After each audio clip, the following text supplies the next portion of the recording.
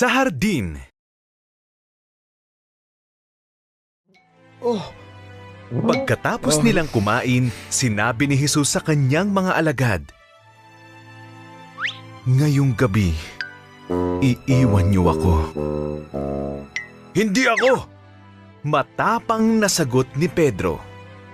"Hindi kita iiwan, Jesus."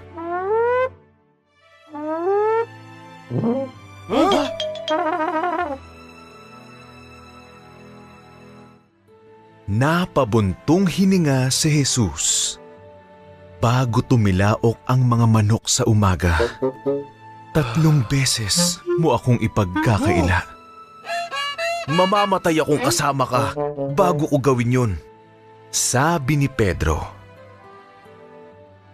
Nang makarating sila sa hardin ng Getsemani, sinabihan ni Jesus ang kanyang mga alagad na samahan siyang manalangin. Ang mga alagad ay pagod. Sila ay nakatulog. Mag-isang nanalangin si Jesus sa Ama. Alam ni Jesus na gusto ng mga kaaway niyang ipapatay siya. Alam din niya na ang mamatay ay plano ng Diyos para sa kanya. "Ipakita mo sa akin ang ibang paraan," dalangin niya. "Kung hindi man, gagawin ko ang sinasabi mo."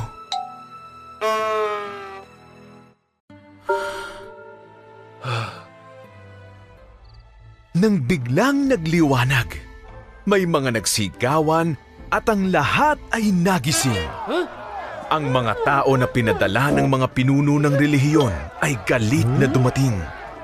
Hinagka ni Judas si Jesus upang ipakita kung sino ang kailangang hulihin.